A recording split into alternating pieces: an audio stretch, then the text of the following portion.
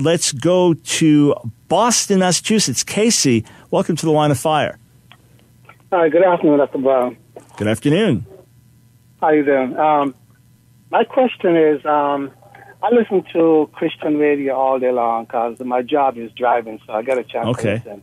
Yeah. And the one issue I have with a lot of these evangelicals, pastors, are everything that they do is in support of Donald Trump. Uh-huh. Okay?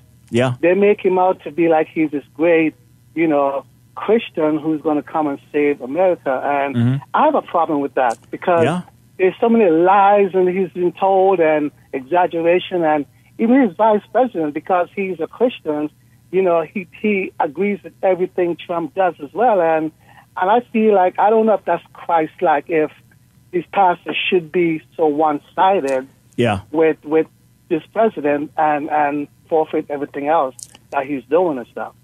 Casey, that's a very valid concern, and I agree with it. I voted for Donald Trump as president with reluctance. I opposed him during the primaries, but then voted for him with concern, and I am rooting for him and praying for him. And I do believe that there are ways that God can use him and is using him, and yet his faults and his flaws are self-evident, as Senator Cruz reluctantly said a few weeks ago, that a lot of his wounds are self-inflicted, that others have said that he's often his own worst enemy. So here's what I appreciate about him. I appreciate that he's fearless and that he's not going to bow down to the political establishment. That's big, because Washington has crushed many a good leader before him. That's number one. I appreciate the fact that he is seeking to be a genuine friend of believers and stand for our liberty. I appreciate the fact that he's being an incredibly strong friend of Israel and even challenging the UN like none of our presidents have done because of their extreme anti-Israel bias. I believe that he really has taken a strong pro-life position, has been consistent there, and has appointed good people like Attorney General Jeff Sessions and Neil Gorsuch to the Supreme Court. That's all big. And I believe he's a patriot and he cares about the best interests of America. At the same time, he often puts his foot in his mouth, sadly.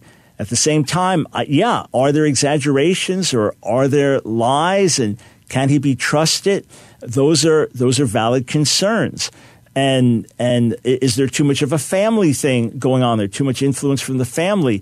Because we didn't elect his family, we elected him. So as president, just as I prayed for President Obama, even though I differed with him strongly, I always said I'm praying that he'll become our best president ever, even though I couldn't vote for him. And I opposed so many of his policies and feel he brought great harm to our nation, yet he was our president and therefore worthy of respect as president. And I prayed for him, and I would never mock him or speak disparagingly of him because he's the president of the United States. The same way with President Trump. I know a lot of his past behavior is very distressing.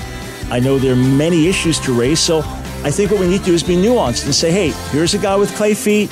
Here's a man with some very real problems, but we believe that God can use him for good.